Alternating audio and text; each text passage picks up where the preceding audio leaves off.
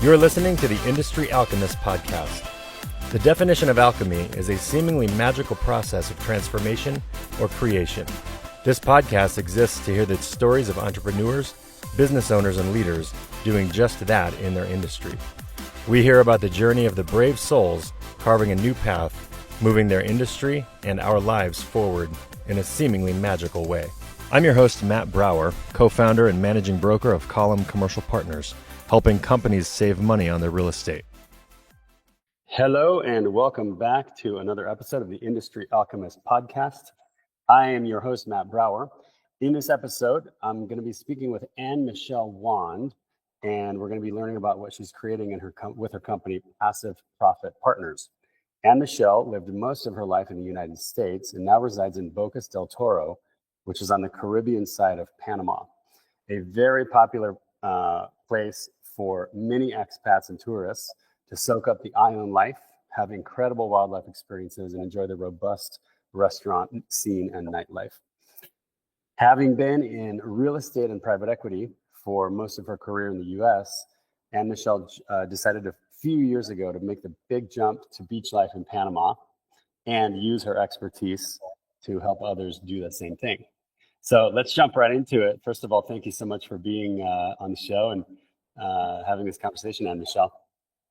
Oh, you're very welcome. I am so grateful for the opportunity to be here. It's so much fun talking to people about real estate and creating things. Yes, I agree.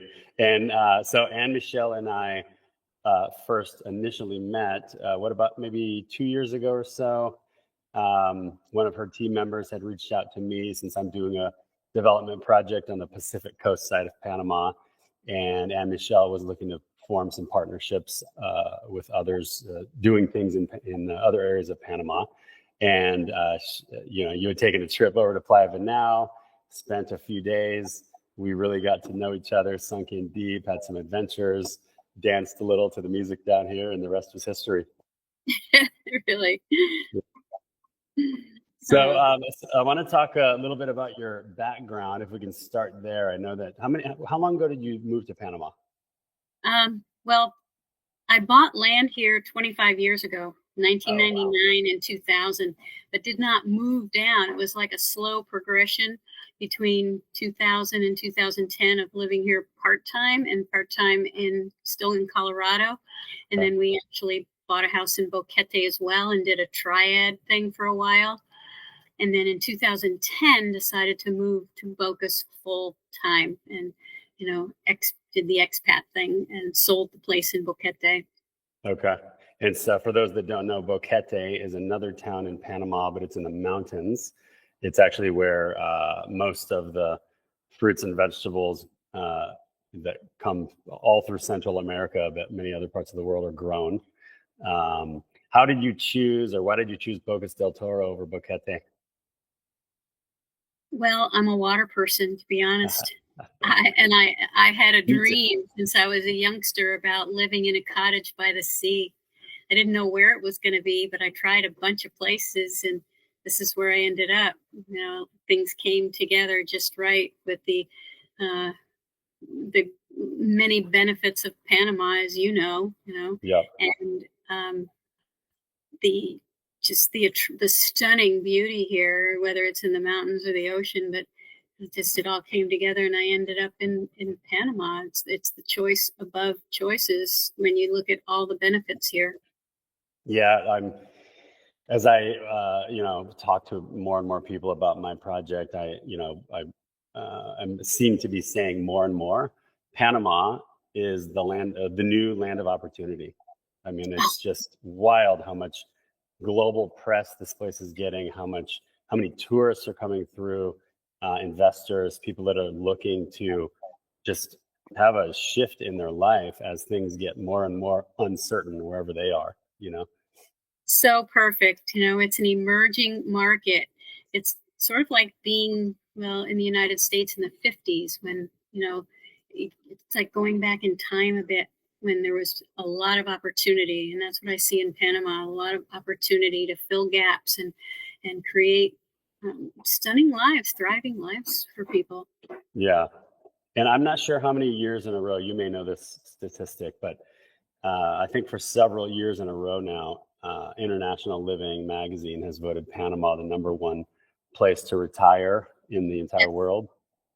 Many years. I can't Yeah. tell you exactly how many, but it was how I discovered Bocas del Toro. To be honest with you, I was Oh, an wow. avid reader of International Living when you got paper copies of it. And I used to Wow. get them in my mailbox. And I took one with me on one of our trips to Costa Rica because we thought we were going to buy stuff in Costa Rica in the 90s. Costa Rica was so hot. Everybody was moving there, and Yep. it still has its appeal. But I had my International Living with me, and it had a little ad in the back of it that said cheapest land in the Caribbean and a phone number. That's it. Wow. I called the guy, ended up on the phone for 45 minutes. I was with a girlfriend in Costa Rica. I said, let's go over the border. Let's go to Bocas. And she said, okay. And we flew here and we got off the plane. She looked around. She goes, I could live here. Wow. Yeah, and from the southern part of Costa Rica, Bocas del Toro is what, a 2-hour drive, maybe something like that. 4 hours? I don't know exactly. It's 25 miles from the border here. Wow. So it's not that far, and people often go to Puerto Viejo to do their border run when they're not a resident. Okay. Yeah, they just drive. That's what I've heard. You drive over the border because a non-resident has to leave every 6 months. So you just drive across the border, stamp the passport, and do a U-turn and come back. Yeah, they do that. They do that. You're supposed to stay for 3 days, but I don't know how well it's enforced. Gotcha. Yeah, who knows? Well, that's great. So I've been to Bocas twice, and actually the most recent time was about a month ago for a bachelor party.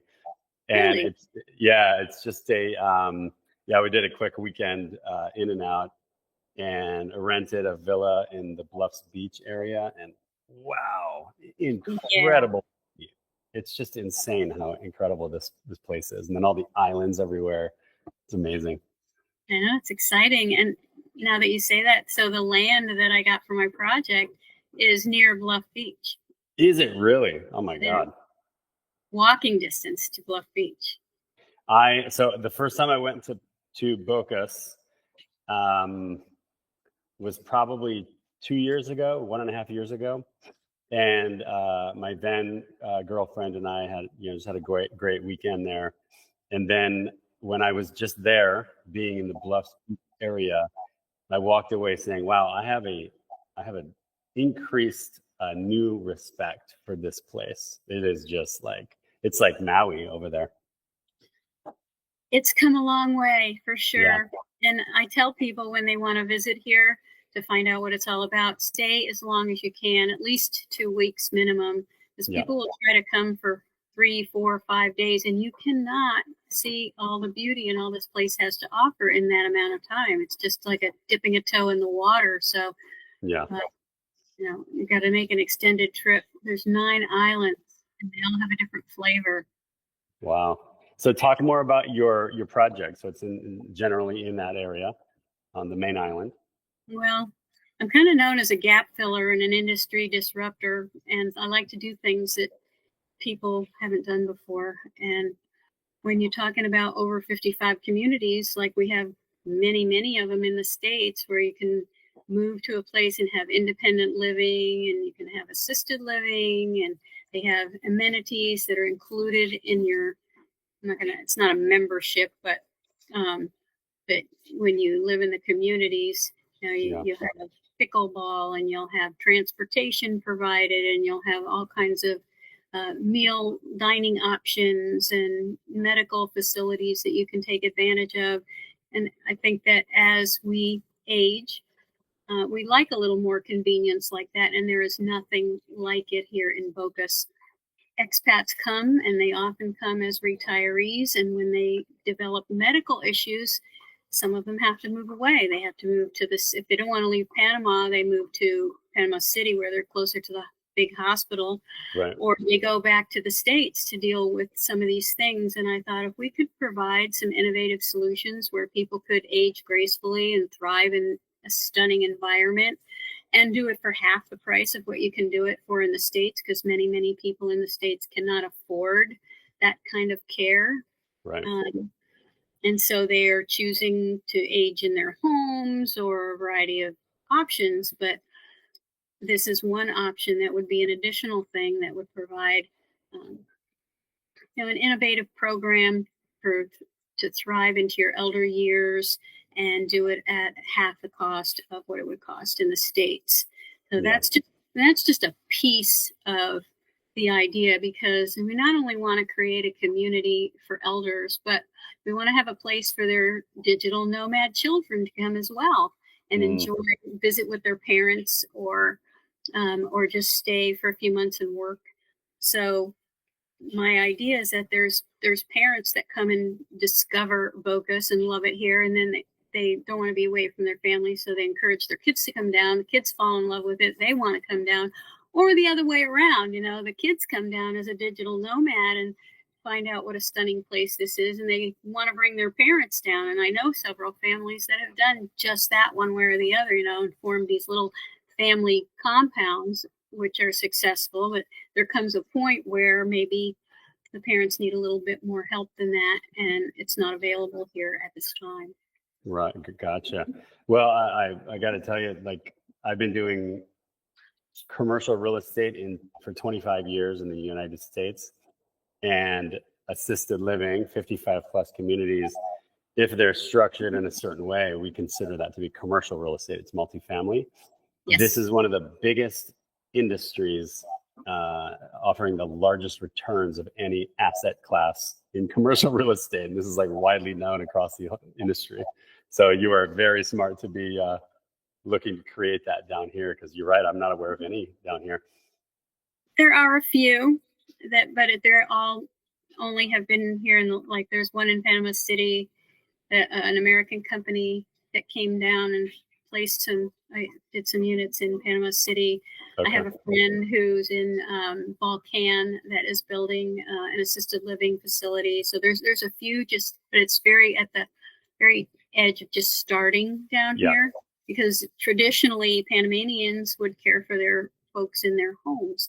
But as they become more educated and more kind of following after the American dream in Panama, they also want to put their parents somewhere comfortable and good. So it's becoming a thing here as well. Yeah, amazing. Yeah, so it's really an emerging market opportunity. Yes. Still, it's a very young industry here, which there's so many industries and businesses that we growing up living in America have been around forever. But when you come down to Panama, I've been down here 2.5 years now, and it's just there's so much opportunity. It's almost like whatever you want to create down here is going to be successful, because as more and more people from all over the world, this is a very international place, and we actually have the added benefit that the entire country operates off the US dollar. It's very easy. Anything anyone wants to do, it's likely going to has a higher success rate of or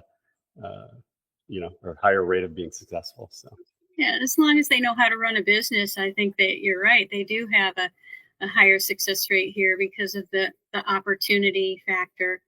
In many businesses, I've had the chance to watch this whole thing grow for 25 years. And when I first came here, a lot of the things we have now, we didn't have then. Back then, we couldn't get packages from Amazon. It was virtually impossible or cost prohibitive.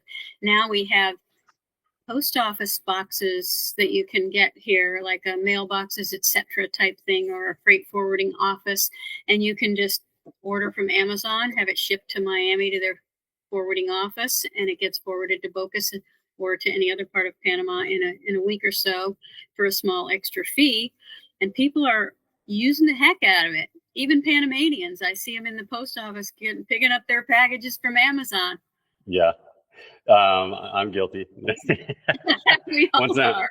Once I discovered how to do it, I'm like, oh man, I don't want it to be that easy to order from Amazon as it is in the US, but it takes 2 weeks, sometimes 3, depending on what you order. And it's amazing. It's just it's becoming an easier and easier. Yeah, but 20 years ago, that didn't exist. That option was And there's many things like that. When I first moved here, there was only 3 or 4 restaurants and a few hotels, and they were very low end.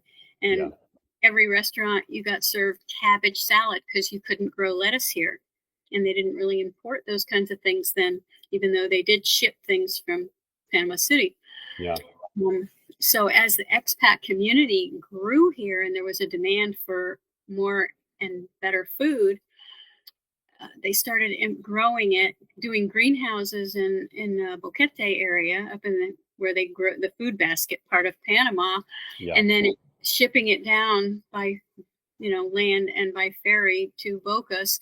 Now we can get like 5 kinds of organic lettuce and cherry tomatoes that are all grown up in the highlands and shipped down here, and every restaurant can serve beautiful salads. Yeah, and it's like, it's frankly, I believe it's what we in those in the U.S. would somewhat call farm to table, because this is just how they grow food down here. It's not these giant production manufacturing type operations like it is in the U.S. It's very much growing out of the land here and making its way. Yeah, so there's so many. I could go on and on, example after example, that didn't exist 20 years ago that now makes life almost convenient. Not as convenient as walking to Whole Foods, but still. Yeah.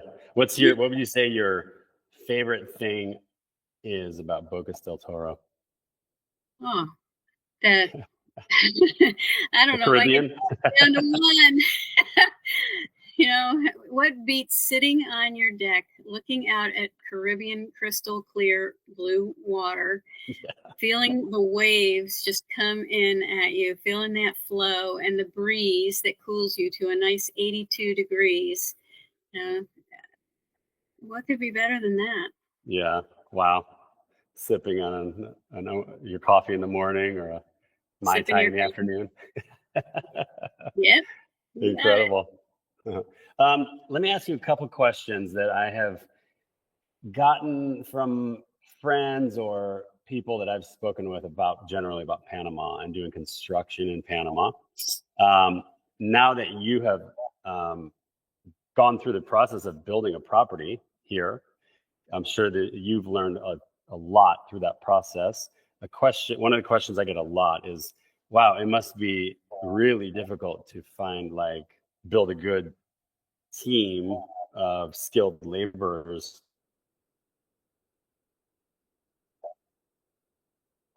to build something of quality. What is that for you? Well, having been here,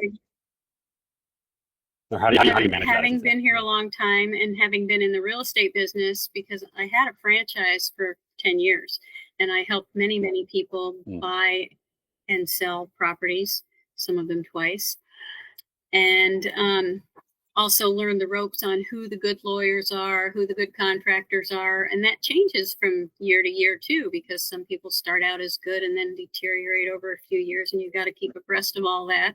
I'm sure you know how that works. Yeah. You get to know, who's the best lumber yard to buy your lumber from, and where to get the off-grid stuff from the local guy, and all of that stuff. When I wanted a special kind of tree for my front porch post, I knew who to ask, where to find it. So having built more than one house, including my own house, and I've built 3 spec houses and sold, and the third one's under contract now. I've kind of learned the ropes about all building here, and it's not rocket science, but it does take some experience and know-how and maybe a trusted advisor. I do a lot of consulting for people, who want to relocate here and want to build their own home, or just need some advice about bringing their pet or whatever. So I help people in that respect as well, aside from being a developer.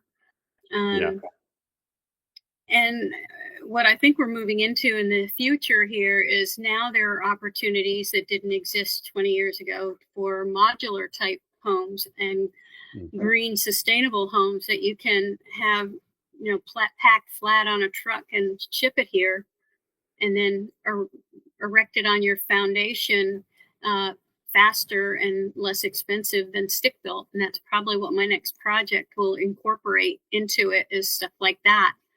Nice. I have, maybe I mentioned this to you already, but I have a friend that moved here to the Playa of area from Amsterdam a few months ago. And this is exactly what he's creating, is what you just described, the unit that would get delivered onto the platform and set up. So I need to connect the two of you. Maybe I'll have him on a soon-to-be episode here. Nice. I'll have to see that one. Yeah. And then the second question I had, and both of these questions, by the way, are coming from a lot of the, feedback or just things that I hear from people in the U.S. It's a very big thing for someone to get over the story of, it's higher risk to invest outside of the United States. And I have to keep in mind that I'm a person that I will dive into the deep end of anything, no matter what it is, and figure it out. It's just kind of how I operate in life. I love it. That being said, I understand there are some additional risks, and the upside economics, the investment perspective, I state with confidence, however, is still my own opinion, is that the returns, the investment perspective of investing here, there's never been something, in my opinion, as little risk as what's occurring in Panama right now. This is going to be the place to be. It's like what I called it, the land of opportunity. It's the place to invest money for the next 10, 15 years at least, I think. Well, I would have to agree with you in all those respects. And I also am you do have to have somewhat of an adventurous soul to want to make that leap from your home country to here. But I think more and more people are being willing to do it as they see other people doing it successfully, like yourself and myself. And we all know there's been studies done, and Panama is one of the safest countries in Central America. It's one of the most stable countries with the Panama Canal, and regardless of what Trump is trying to do. Right. Yeah. And like you said, there's just so much opportunity here. There's where you can get in still on the ground floor of things that haven't been done here. That there's a lot of upside still to come in the next 20 years. And now is the time to do it. This next boom is coming. Yeah. Yeah, I guess that's that's what I was the basis for that question was like the systems that exist here, the medical industry, the transportation, the roads, it's all the infrastructure in general. It's quite advanced. It's like much better infrastructure than Mexico has, for instance. Maybe not quite to the U.S. standard, but it's quite impressive here. Standards, but it's definitely over other Central American countries. Did you notice what's happening in Bocas? How they're repaving all the roads when you were here for the weekend and you had to go up to Bluff? I actually noticed that they were extending that road up to Bluff Beach area. I didn't see that they were.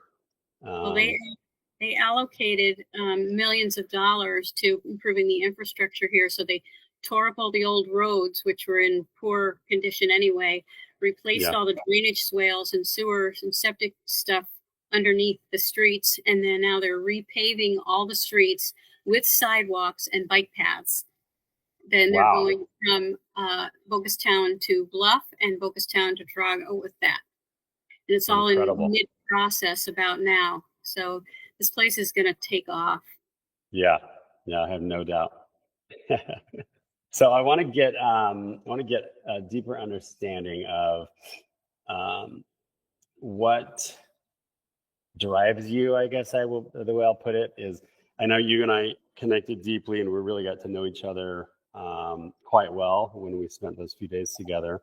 So I know how much of similarities we have in terms of our inward journey and our growth work and our spiritual side. And for me, and I know this is true for you, like that's a big part of what drives what I do. Talk to, I don't know what you would call it, your why, or, for this particular project that you're working on, which, by the way, what's the name of, do you have a name for your, Well, the company is Passive Profit Partners. Not the I named it Active Agers for now. okay. That might change. Okay. Nothing is written in stone, depending on my partners. Yeah. But what drives me is, at this stage of my life, I only want to do passion projects, and my passion projects need to benefit on multi levels.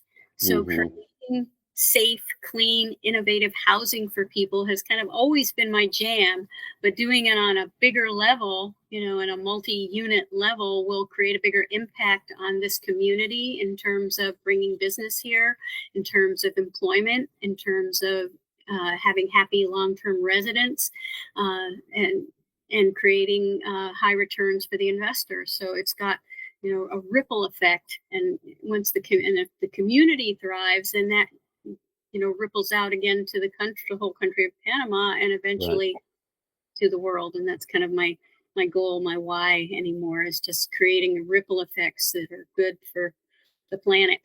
Yeah. And where are you at in the process with this property now? Well, I've formed my company so that I can accept limited partners.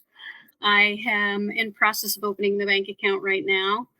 We have secured a verbal agreement on the land. I'm expecting a contract for that anytime now.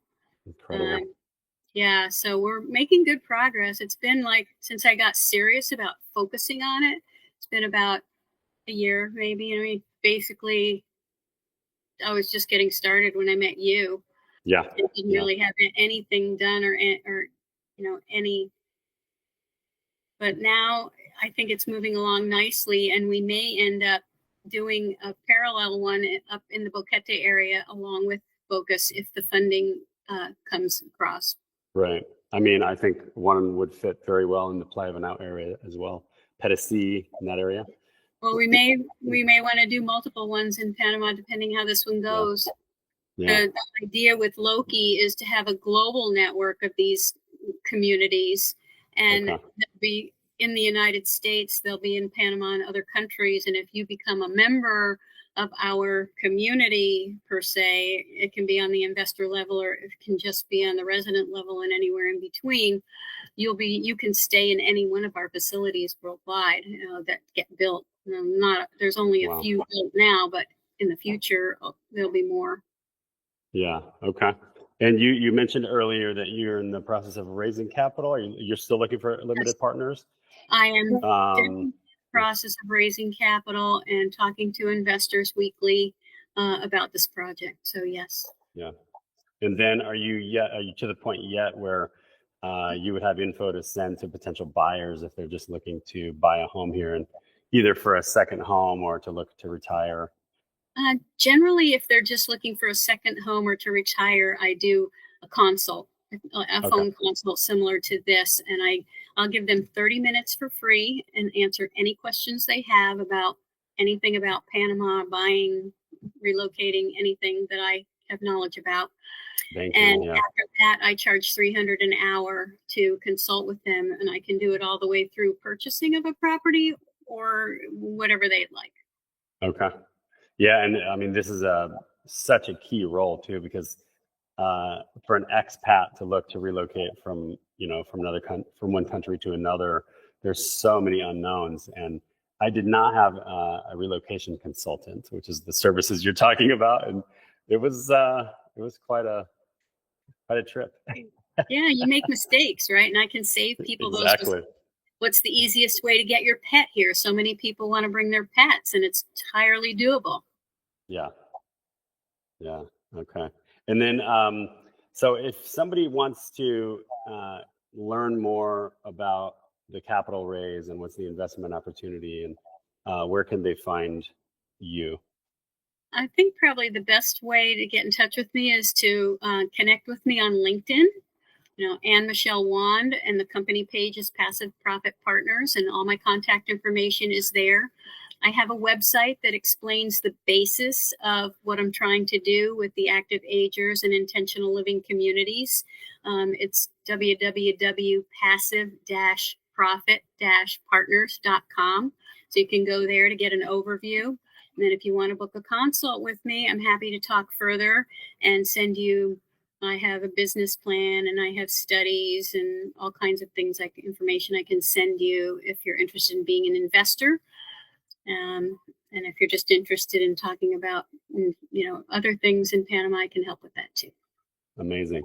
And I can state from experience, I just connected you with a friend of mine last week, and he immediately sent me a text and said, "Wow, that was incredible. Thank you so much for connecting us," because he's looking to do just that. So I want to get a little deeper into. I always like to end these with more personal, so that the listeners can get to know you in a deeper level. So, what was the first moment? How do I want to word this? When did your inward journey begin? Does that make sense? Your spiritual journey. Well, when I was 18 years old, I did my first Tony Robbins course. And from there, it was like my eyes were opened and I started seeking out all kinds of books and seminars and retreats and things. And I've been doing that most of my life. So each decade has brought much growth and opened up my heart and elevated my frequency. And I just keep continuing to open and receive from the universe. Yeah, beautiful. Could you pinpoint one that you could say has had the biggest impact? One thing you did, or one person that you follow, or one book you read? Honestly, there isn't just one. It's been a culmination of books. I still read, several books a month. I'm rereading now Napoleon Hill because I'm also belong to a spiritual group that meets once a week, and we talk about frequency, and because I do believe that it's 80% mindset and 20% strategy. I'm a business person at heart, and of course I implement the strategies and take my marching orders from spirit. Yeah, same. And actually, I'm going to be recording. I don't know if it'll be for this podcast or maybe a different one, but I'm going to be recording a couple-hour conversation with a new friend of mine who is a quantum physicist, and we're going to be talking about the science of quantum physics, obviously, and then also the science of consciousness and spirit. It's all the same science, but we're going to make the correlations. It's going to be an amazing conversation. So I'll definitely make sure to send you a link to it when it's live. Definitely send me a link. I follow Greg Braden, Bruce Lipton, Dr. Joe, all of those guys. The Three Amigos are my favorites. Yeah, the Three Amigos. Yeah, and it's really cool. The science community, they're adopting more and more, and actually very rapidly, from what I can see, the neuroscience and the science of thought becoming, a big part of this whole journey. And I know how deeply connected to all of this you are. So I know science and religion meet, right? Yeah, exactly. So, by the way, I did want to, I know your husband is working on just a incredible project down there, and I wanted to see if you could tell us very quickly.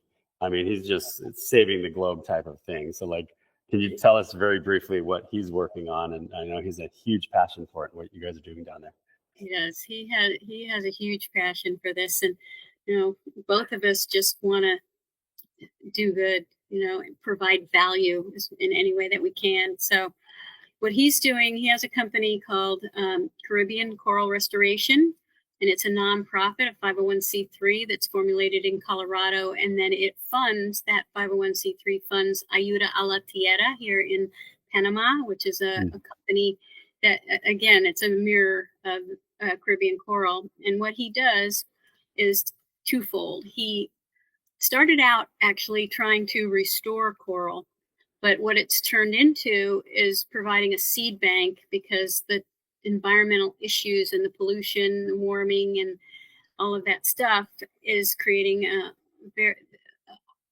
an environment in the ocean that the coral cannot adapt fast enough. So he takes broken fragments out of the sea, puts them in aquariums where he can get them to thrive again and spawn, and breeds different corals together so they're more resilient to the heat and the pollution, and then puts them back in the ocean. And he's slowly gathering the resilient corals, and they are growing. It is a slow process. And the second piece to this, which is vitally important, is putting the artificial structures in where the coral can grow on, also provides fish habitats that were crumbling because the coral was dying all over. So now that the fish, again, have a place to live and breed and hide and survive, they are thriving in our little proof of concept that he's done. Now he needs to take it on a bigger scale, and he needs to find big funding for that. So he's now sourcing, corporate funding, government funding, grants, and things like that to show them his proof of concept, so he can get hopefully big money in order to be able to really make an impact on the ocean's environment. And, because the fish habitat, certain fishes are becoming extinct, and it's completely overfished. So we can create without, and we're going to completely go to farmed fish, pretty soon if something doesn't change.